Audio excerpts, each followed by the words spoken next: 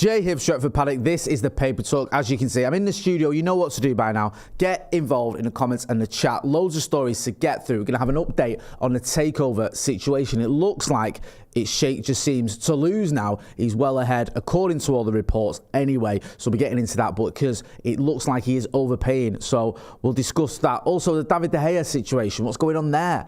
Contracts, I think, ends tonight at midnight. Hasn't signed a new deal. Obviously, was offered a new deal, put pen to paper. Then that was taken away from him, and he was offered a lesser deal that he's not signed. So we'll see what's going on with that. Plus some transfer rumours as well. We know Mason Mount is basically done. It's a here we go. Who else could be joining him? Could there be a new goalkeeper arriving at Old Trafford very, very soon? Well, you hope so. If David De Gea is leaving, we need someone, don't we? Otherwise, it's all on Tom Eaton. Get involved in the comments and let us know what you think. And make sure you are hitting that like button. And if you're not doing, subscribe to the channel. Why would you not be subscribing to the channel? We've got to 700,000 subscribers. We want to get to 800,000. With your support, yes, we can do that. So hit that like and subscribe button. I'll get into some comments. Loads of people already. Stephanie Griffiths, good morning. Road to 800k. Thumbs up. Well said. Road to 800k. Paul Motterzed, morning, everyone. It's a name that's quite familiar to me. If it's who I think it is, and I presume it is because it's quite a rare name. That'll be my father or my dad. Phil Berry says, "I'll do, Jay. I'll do, son." Jacoya Trott, Ian Daniels, Adam Gray, Peter, Colin Coupleditch. I'm just reading through some of these. Evan, Jays Parker, Santa Notch says, "Morning, Eccles Finest." Loads of people say morning, hello, good morning, how are you doing? Kamikaze TKA says, "Morning, Jay. Finally catching you live for once." Jamie White says, "Morning, Jay." Forgive me if I missed some mornings there, but good morning to all you lovely people. Right, let's get into it. Murtough. Right. This is an article in the Manchester Evening News. It says, he held the line. How John Murtough reached the breakthrough in Manchester United negotiations for Mason Mount. So it's quite a sycophantic piece, if I'm being honest. It's quite a sort of complimentary piece towards John Murtough and how he's done really well here in getting this deal over the line. Because, you know, here you go, you can see United sources say football director John Murtough held the line and did a really good deal after the club had a £55 million offer rejected last week. Yesterday, United might have buckled and overpaid. But no, thanks to the hero that is John Murtough, the heroic, triumphant man we all need. We didn't overpay by going above 55 million. We didn't do that. No. We just did 55 million plus 5 million add-ons, which is going above 55 million. So I have no idea what all this is about. We said our limit was 55, and we ended up paying 55 plus 5 million, which is kind of what Chelsea wanted anyway. They wanted 60 million. They got it. United obviously got the player they wanted, so I'm not saying it's a disaster. It ain't. I just don't think it's pats on the backs all round. Joe Smith called it the other night. He said we'll end up paying 60 million all in, and we did. We knew that Chelsea wanted 60 for him, and that's kind of what they're getting. Now you can argue, well, I think the point of this is a lot of it is if he reaches his target, if he does that, they're going to get this. So it's not like they're getting 60 million. They're getting 55 plus another 5 million add-ons if he hits certain markers, which if he does hit, United will be happy anyway because it means he's played lots of games or won trophies or whatever. But let's not act as though we've absolutely pulled Chelsea's pants down. We ain't. You've got a player who's out of contracts in a year. Chelsea wanted 60 million quid. They got it for him, basically. The only sort of caveat is they only got 55 million up front. United wanted to pay 55 million. We paid that up front. It's kind of a deal where everyone is happy. Everyone can walk away with a little bit of dignity. United can argue the toss, as has been made in this argument, in this article, that we've not overpaid. We paid 55 million, which is what we said. Chelsea can say, we wanted 60 million, we got it. It's kind of a win-win. That's the way I see it. What I don't see it is some sort of big victory for Manchester United and John Murtough and how astute he is. And years ago, United would have ended up paying loads more for a player. Well, we probably would have paid what we've paid, roughly. Maybe years ago, we'd have gone up to 65 under Ed Woodward. I'll get to Ed Woodward in a minute. We probably would have actually under Ed Woodward. But I don't think it's quite the sort of, you know, celebratory result that everyone or the Evening News are claiming it is. Let us know what you think. You may disagree. Am I being overly harsh? It's been known to happen. Let me know in the comments what you think. I mean, I'm glad we've got Mason Mount. The manager wanted him. Obviously, he can come in, he can do a job for us. I wasn't mad keen on him when we were first linked, but I've warmed to the idea, especially after speaking to Chelsea fans and seeing how upset a lot of them are about the fact of losing Mason Mount. And whilst 55 million rising to 60 isn't exactly chicken feed, you look at the fact that he is a Champions League winner, 24 years old. you can live with that. The manager wants him, we've got him, happy days, but let's not get too carried away.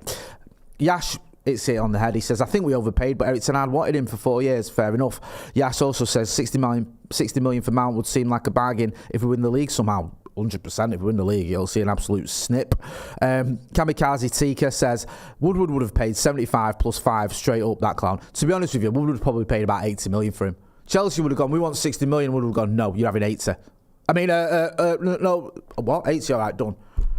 I don't think Ed Woodward ever got a bargain his entire time at Manchester United. And I'm going to get to him in a minute because we're still feeling the effects of the Ed Woodward catastrophe that was his tenure at Manchester United Football Club. Rebecca Jade O'Sullivan says, we all was concerned last year of an aging squad.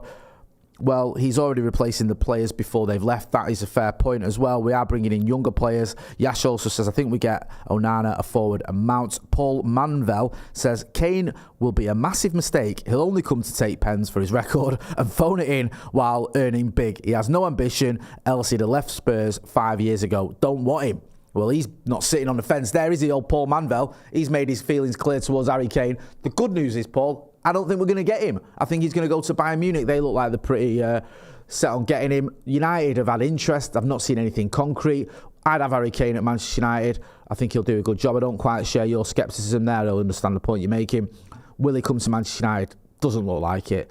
I get you the idea there. He should have left Spurs a little while ago. He signed that deal, didn't he, a few years ago, which was a silly deal for him to sign because it sort of tied him down to Spurs, and he wanted to leave, didn't he, for City a couple of years ago. We'll get to them in a minute as well.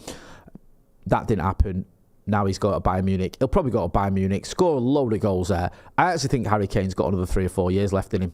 I think if he goes to Germany, he might even do Lewandowski and end up playing till he's 35 at the very top level. Seems to look after himself. And he's not a striker who's necessarily all about pace or anything like that. You know, some strikers, when they're all about pace, they're the ones that when they get into sort of the early 30s, they tend to drop off a little bit.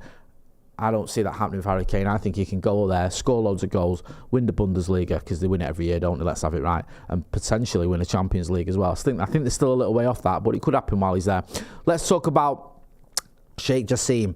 Now, nearly all the reports I've seen have this on him. I know we've gone with Evening News again. I could have picked about 5 different publications. This is Manchester United Takeover News. Sheikh Jassim, clear favourite for Man United buyout. If we go down a little bit as well, there's... you can see there's quite a few bits in here as there's obviously talking about the Mount bid as well. But they say, however, a finance expert believes their bid has overvalued the club by around 2.5 billion based on the current share price. It says United. It says here that Sheikh Jassim is basically overpaying for Manchester United by 2.5 billion. Now we know, I think it was his dad who did an interview not long ago who said that they wouldn't overpay. That they had a limit and they weren't going to just have, just buy United at all costs. However, according to this article, and I think a lot of this has come as well from The Athletic. The Athletic have done a piece about Sheikh Jassim. I think it's Mark Critchley who's done it. I know Mark is a good lad. I'm going to chat to him next week about that article. He's done a little bit of a deep dive about Sheikh Jassim, what he can find out about him, what we know about him.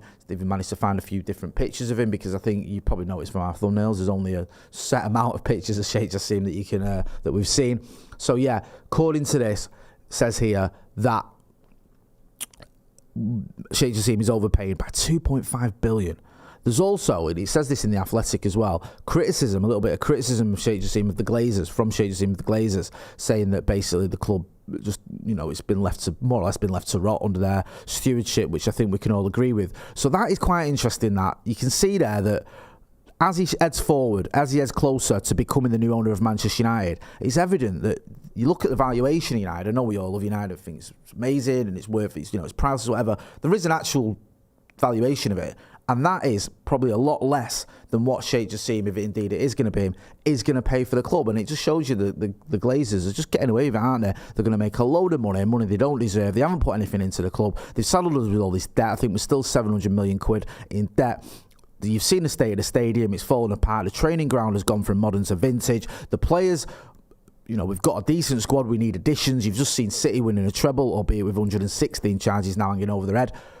There's a lot to do at Manchester United Football Club. Get involved in the comments in the chat. Let us know what you think. Do you think Sheikh Jassim is going to be the new owner? It looks like he is.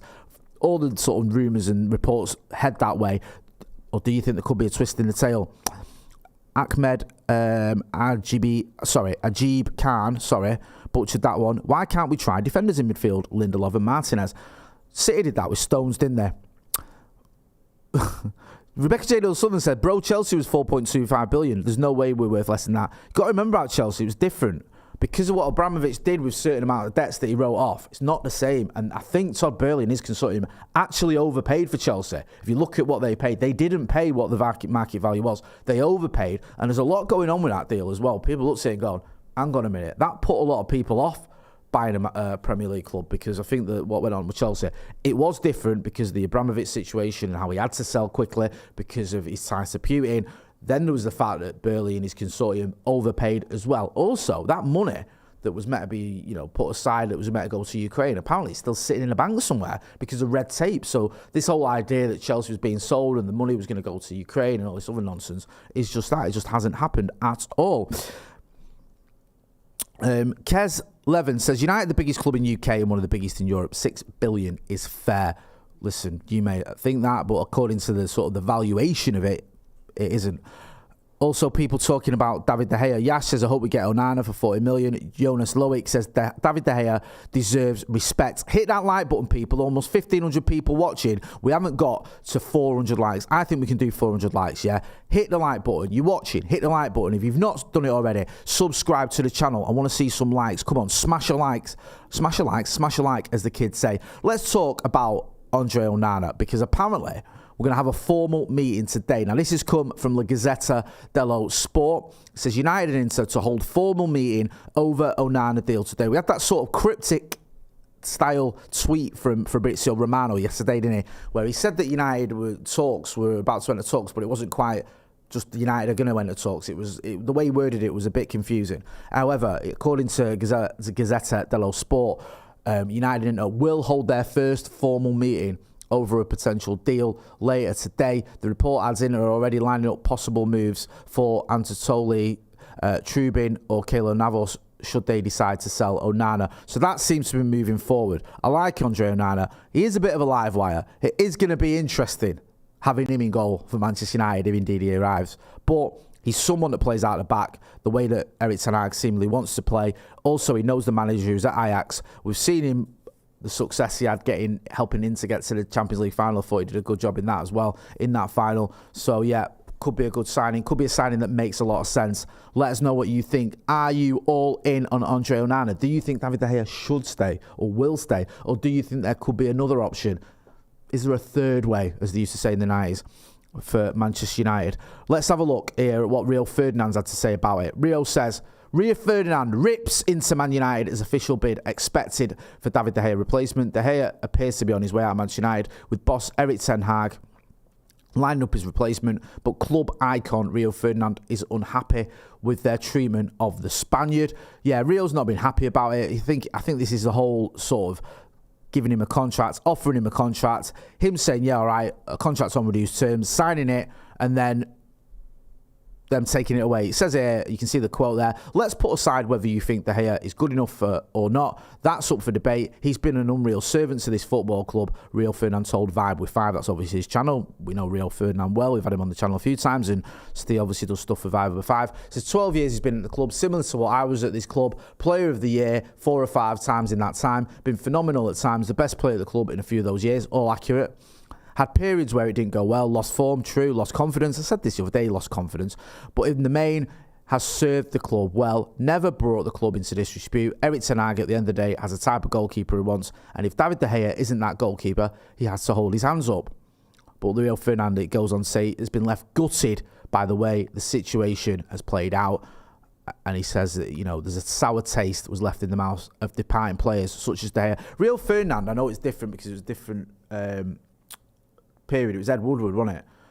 But I think he was told in the dressing room after his last game, Ed Woodward told him that, we're not renewing your contract, by the way, which is just an appalling way to treat someone like Rio Ferdinand, who's, for me, our second best ever defender. Silent and Notch says, can only presume that a new contract was offered to De Gea behind ten Hag's back if Erik is the one who refused to sign. I mean, if that's the case, that just shows where we're at this football club. It's an absolute joke what's going on. I think we're still trying to get on an even keel to act like a proper football club. I still feel there's the remnants of the Ed Woodward era, and we're dealing with that. I'm going to get into that in a minute. Glenn F says, hello, Jay. Glenn, great to see you in there. Let's have a look at this article in ESPN, because this kind of makes a point here. This is an article in ESPN, and it says here, sources have told ESPN that without a resolution to the ongoing takeover process at the club, it could take United 3 years to untangle the mess that Erik ten Hag and football director John Murtough inherited from the previous regime, headed by former executive vice chairman Ed Woodward. Ed Woodward left this club in an absolute mess. Now, I've got no time for Ed Woodward whatsoever. He's one of the architects of the deal that saw the Glazers take over Manchester United with that leverage buyout. He's an investment banker. He had no football knowledge whatsoever. There's rumours that he wasn't even a United fan. Not that that should be the be-all and end-all, but at least you think he'd be a fan. That would be one excuse to think, okay, maybe he cares enough. I don't think he was. All he cared about was making money for himself and for the Glazers. And he left United in a mess. The contracts that we handed out to certain players were beyond a joke, making them the highest paid player in the league, the highest paid player ever in some cases. You look at the contract that Alexis Sanchez was still feeling the repercussions of that. Paul Pogba was obviously on a massive contract. Martial on a massive contract. Harry Maguire on a massive contract. David De Gea, I think, was the most expensive keeper or the best paid keeper ever. And because of all these deals we handed out, it's difficult when it comes time to move players on, to move them on. There was rumours that Harry Maguire doesn't want to leave Manchester United because the money's on, and if he does leave, then we're going to have to pay out part of his contract. Rumours that it could cost United 10 million quid to move him on. You look at Phil Jones. Phil Jones basically didn't even sit on the bench for about 2 years. He didn't even go to training half the time. He just collected a huge paycheck because no other club would match those wages. So he was happy to stay at Manchester United and receive the money that he'd been given. And I get it. I get it if you're a player and you're given a huge contract, you're going to sign it. It's like in any job. Very few people, if any, are offered a pay rise and don't accept it. You're going to take that. But this was Ed Woodward just giving out these shambolic, ridiculous contracts, overpaying players constantly. And now Erik ten Hag's come in and he's got to unpick this mess. He's got to try and get Manchester United paying what is fair rather than overinflated prices. He's got to try and move on some of these players who he can't move on because they're on such huge contracts. And we're left with a situation like we see with David De Gea, where I think we've got till midnight tonight to see whether he's going to sign a new deal after reducing his terms. It is a mess. And I think Ed Woodward has got a lot to answer for, and to be honest with you, I'll be glad when we've finally got to a position where we're no longer still feeling the effects of Ed Woodward's shambolic time at Manchester United Football Club. Get involved in the comments in the chat and let us know what you think and whether you agree with any or all of that. Here's another one for you as well. Emi Martinez. I'll tell you what, we're linked with some proper nutty keepers, if I'm allowed to use that word. Is that allowed? Sorry. Extrovert keepers, shall we say. Hey, there we go. Let's be a bit safer on that one. Manchester United are ready to battle Chelsea for Aston Villa's Emi Martinez. That's in football transfers. I love this. We are told that Erik ten Hag hopes to team up with fellow Argentina teammate Lisandro Martinez. What? Hopes to team him up with Lisandro Martinez. Basically, long story short, United are in for Emi Martinez for Aston Villa. Martinez is off his head, right? He just is, in it. Very good goalkeeper at certain aspects, commanding his area, playing out from the back. Shot stopping is all right. Bit inconsistent, if I'm being brutally honest on that front. Would fit the bill of what we want to play. I wouldn't have him, personally. I wouldn't have him as top of my list. I would rather Andre Onana, but I get it. I know this kind of makes sense if you're looking for that type of goalkeeper. I don't know if my heart could take it, because he is one of those, and he does things and you're going, what is he doing? And I don't know if I could cope with that at Manchester United. But we'll wait and see, because he is rumoured to be coming to Manchester United. Hit that like button. We're almost at 400 likes. There's almost 2,000 people watching. Come on. I want 400 likes, man. Let's not sell ourselves short. We can do it. Paul Manvel says, bean counters ruin everything. Ed Woodward gave the likes of Jones big contract to make the assets look strong on paper for shading banking purposes only. He's saying it's shady banking purposes. Jay Cowder says, sell Maguire and get Axel. Sony Jin says, we need Caicedo. I'd love to see Moises Caicedo come to Manchester United. However, I'm not sure it's going to happen. Should we have some good news for once? Hey, we've had some doom and gloom, haven't we? We've had, this is all terrible. It's not happening. This isn't going our way. What's going on with these contracts? Ed Woodward's left us in the mud. Sheikh Jassim's overpaying if he's even going to get there. What's going on? The Glazers are horrible. It's all a big mess. Let's have something to cheer us up. City. Hey, More accusations, more charges. What's going on? It's here by Martin Ziegler. Man City accused over 30 million payments by mystery broker. Exclusive with Matt Lawton, I think it is, from the Times. I'm on Piers Morgan. I didn't realise that. We don't like him, but never mind. I do know Martin Ziegler, though. He's a journalist who you can, well, I don't know him, but I've read a lot of his work. He's someone who seems to do due diligence. I mean, apparently there's this deal that was made, or this mystery broker gave Manchester City this £30 million payment, and it's all part of this investigation that's going on. Now, when they were investigated by UEFA, there was a statute of limitations, so apparently this couldn't be looked into. However, you can see here, it can be looked into now. It says previously unseen UEFA report into time-barred charges obtained by a new film into the City financial allegations and seen by Time Sport. Stated this below. The charges were time-barred by the Court of Arbitration of Sport, but will not be if part of the 115 Premier League charges. So, more just dodginess going on down the road at Manchester City, and it's just amusing if nothing else, isn't it? I find it quite funny, to be honest with you. And I know this might sound bitter and people may disagree, but it is mad to me that it's not that long ago City won the treble, and people aren't even really talking about it anymore. Already people are talking about these charges. I remember when United won the treble in '99, it was just everywhere for about 2 months. And it's like people going on City won the treble. All right, let's talk about these charges. Tina Tillefson-Totoka, who's been a member of the academy for 10 months, says, we need a CDM and a goalkeeper, and we need to sell, even if we have to take a big loss. We do need lots of players in different areas. I think for me, a priority should be a goalkeeper and a striker. That are the two main areas we should be strengthening. If we can as well, I would love to see a CDM coming in. Liam says 400 likes. We got there, people. Thank you for your support. If you're not doing, make sure you hit that like button and subscribe to the channel. Paul Manville says tier 1 rumours for outgoings, Jay, ? I'm going to be doing the transfer review this weekend, so make sure you check that out. We'll also have the brew later on today. Joe McGrath's going to be coming in, part of the Sloppy Joe's podcast. If you've not done, go and check them out as well. I've been Jay Motty. This has been the Paper Talk live from the studio. Thanks for watching.